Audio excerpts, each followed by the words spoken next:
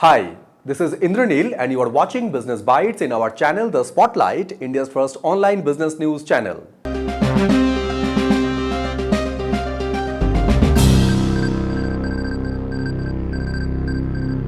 In today's Business Bytes, first news we have Maharashtra's largest hospital chain Sahyadri offered at a range of 4,500 to 5,000 crore for sale.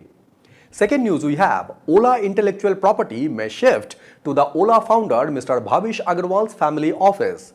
Third news we have DMart retail stores operated by Avenue Supermarts witnessed an impact on their gross margins. Fourth news we have Tata Electronics is looking for partnership with Dutch semiconductor major NXP Semiconductors. And fifth news we have EV ride-hailing platform BluSmart's drivers started protesting on road by demanding compensation.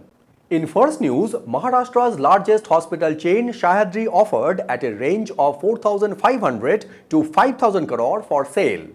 Manipal Hospital, Singapore's IHH Healthcare, Blackstone-owned hospital chain Quality Care India, Max Healthcare, KKR and Company, and equity partners have submitted their initial bid to acquire Maharashtra's largest hospital chain, Sahyadri Hospitals, which is presently owned by Canada's Ontario Teachers Pension Plan Board, where the bids are in the range of 4,500 to 5,000 crore.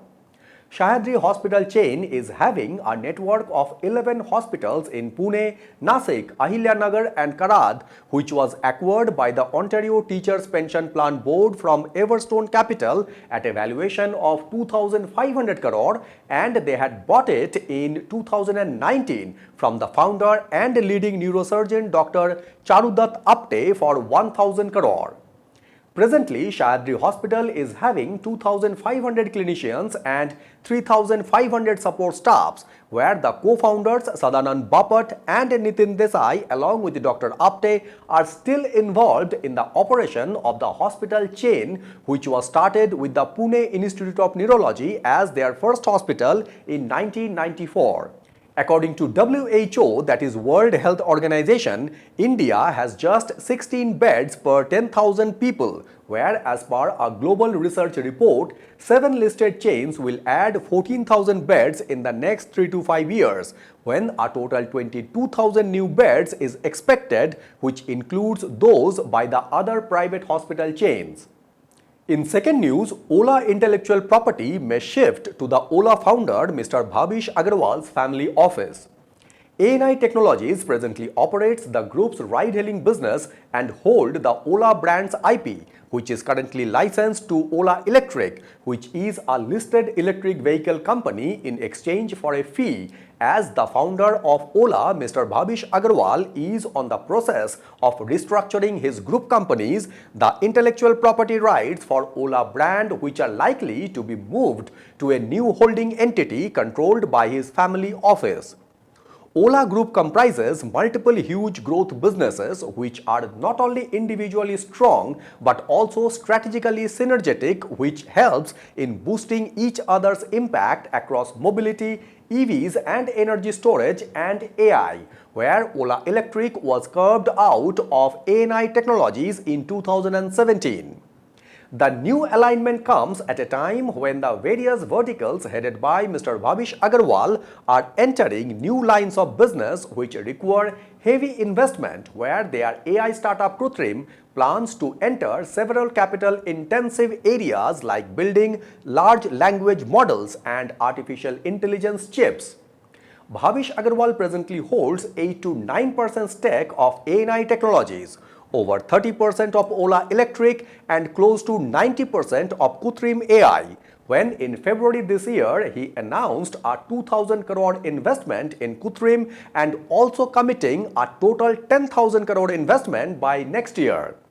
ANI Technologies has reported a consolidated revenue of 2,203 crore for the financial year 2024, which is down by 3% from 2,277 crore in the financial year 2023.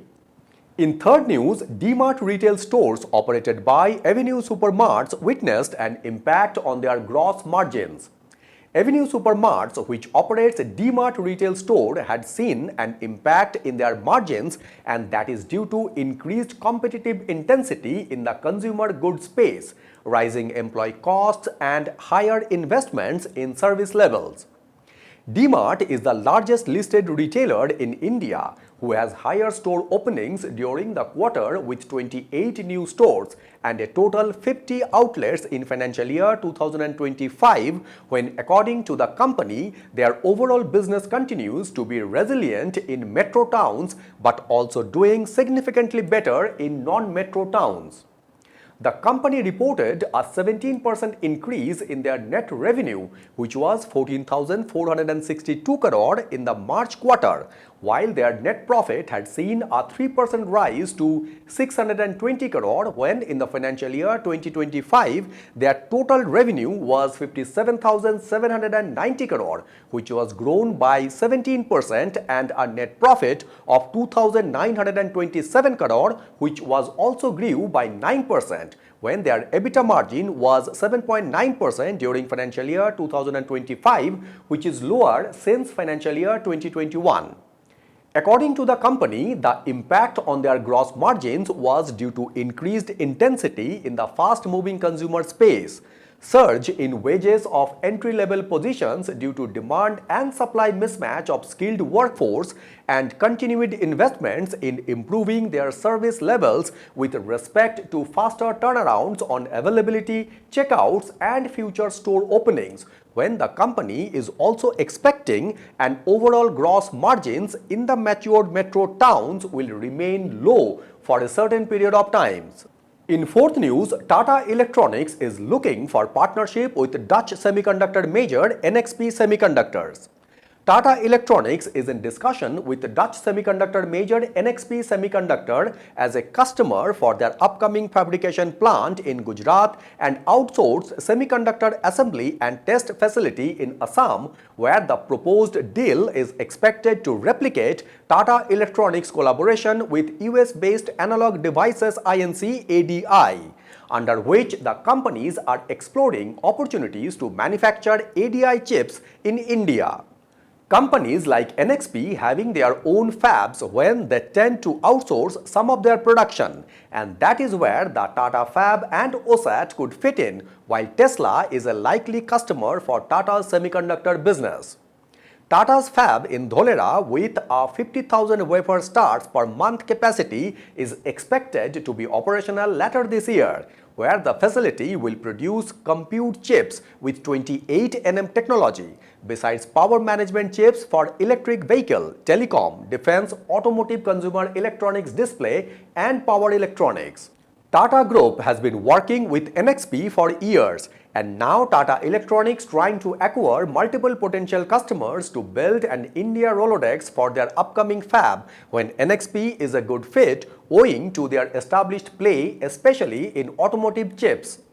And in fifth news, EV ride-hailing platform BluSmart's drivers started protesting on road by demanding compensation. Hundreds of BluSmart driver partners started protesting across Delhi NCR by demanding compensation and alternative employments few weeks after the EV ride-hailing platform BluSmart abruptly halted operations when over 10,000 drivers across Delhi NCR, Bengaluru and Mumbai are estimated to be affected. BluSmart stopped their services after the SEBI, that is Security and Exchange Board of India, barred their co-founders Anmol Singh Jaggi and Punit Singh Jaggi from accessing the securities markets and holding their board positions over allegations in manipulating with funds and documents forgery in their solar EPC firm Gensal Engineering, which is closely linked with BluSmart. BluSmart had over 300 women drivers in Delhi, when many of them are now struggling to find a new job as other ride-hailing platforms don't even onboard women drivers easily. The present scenario started by a message saying the cars were being held at hubs for an audit, and since then nothing has moved, while some of the BluSmart vehicles have been reportedly seized by banks or acquired by rival electric cab players like Evera. So these were the top 5 business newses from Business Bytes in our channel The Spotlight, India's first online business news channel. I would like to request you to please subscribe this channel so that you can have all the updates from our end. Thank you very much for watching Business Bytes and signing it off.